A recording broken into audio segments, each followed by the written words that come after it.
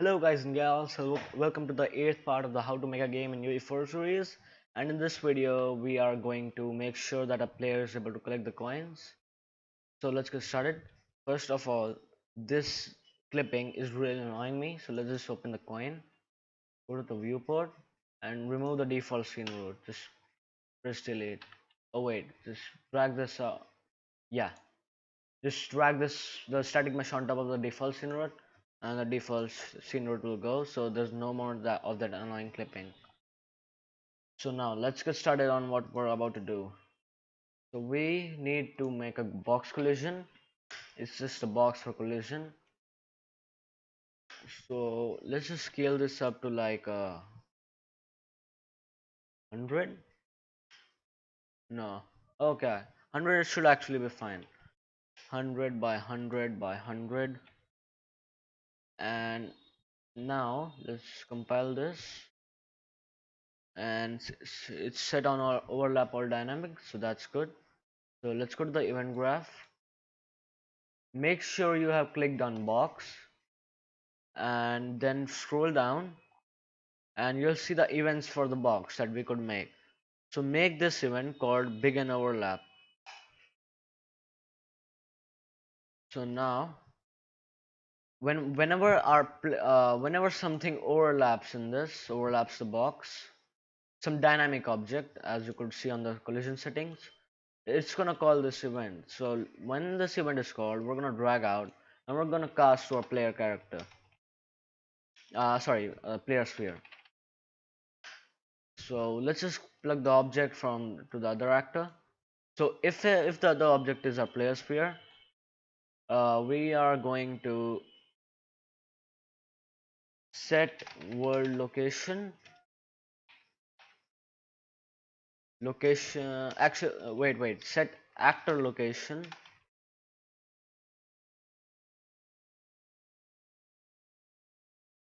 to this, and also we are going to make booleans. We're going to make a boolean, so that is going to be uh is following. Let's just name this that, and set this to boolean. Compile this and make sure the default is false, and then we are going to right click and make a branch here. Sorry for my bad typing, I'm just off form today. So if is following is false, then only we're gonna make it rotate and other stuff. So that's gonna be good for now. And then we are going to set is following.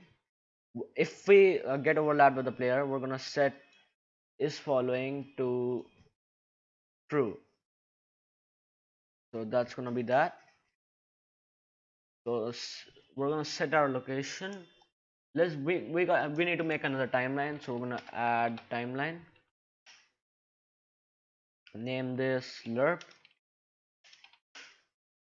What was the name of the other timeline? Okay, tracks. Okay, then it's fine. So we're gonna hook this to play from start, and then the update to this. Then we're gonna double click on this, make a new flow track. Just name this track 1, and we will set the duration to 0.5 and make a keyframe time 0 and value 0, and another keyframe time 0.5 and value should be 1.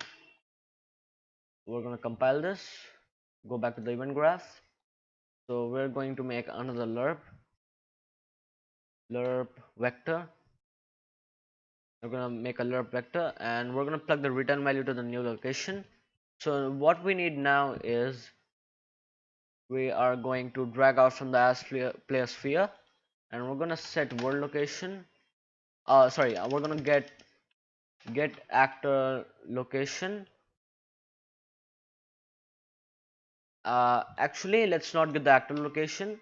That's gonna be the median.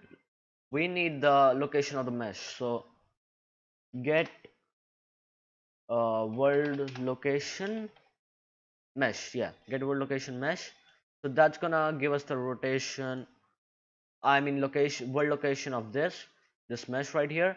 If we get the actor location, it's gonna give us a point somewhere over here, that because that's the median point. So now we're going to plug this into B, and now then we're gonna get the uh, get actor location. We're gonna get the location of our coin and hook this over here. And once we're done with this, we're gonna destroy actor. We're gonna destroy ourselves. So now when we press play, oh sorry, we have to change one thing now. Our collision is set for our coin is set to like something. Let me see. The collision is for the mesh, yeah. Should be set to no collision so that there's no collision like we saw last time. Let's set the collision to no collision, and now when we press play, it should do like that. So that should be good. So let's just make a few more coins to test this out pretty well. So let's just hold alt and drag out, hold alt and drag out, hold alt and drag out, and hold alt again, and keep dragging out, hold alt, drag out, hold alt, drag out. Yeah, that should be good. Now let's press play. As you can see, it collects all the coins. We should, what we should do is we should decrease the length a bit. Not this one. This one. Yeah, let's just set this to like 0.3, and the second keyframe to 0. The second keyframe time to 0.3, like this, and set this to 0.3. Now let's check it out. Yeah, that is much better. Yeah, that is definitely much better.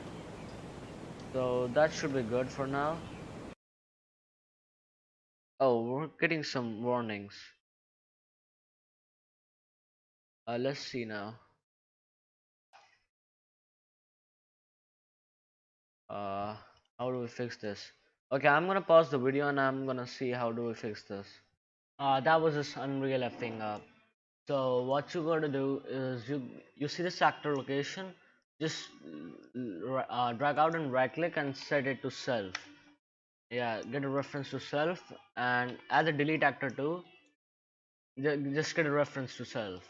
That should fix it hopefully. So now, actually I need to do one more thing. Drag out from the return value of this actor location and right click and make a branch. And if this branch is true, then only destroy actor. Otherwise, just remove this pin, finish the branch, and then restore actor. So that should be good. And another thing, these two are messing shit up. So what you gotta do is add a component. See us, we need to add a scene component. So this is like just an empty component. Just call it root and drag it up to the static mesh. And now as you can see, it's the static mesh is parented to the root and the box is parented to the static mesh. So what you gotta do is drag the box and drop it on top of root and say and click on attach. So that should fix most things hopefully. So let's check it out now. Oh, I gotta set it selected viewport. So yep, it's all fine now. Looks pretty nice. Not again, not again.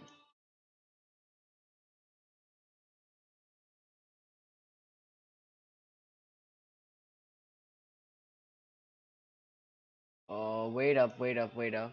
Just ignore this for now. I'm gonna find a solution for this in the next video.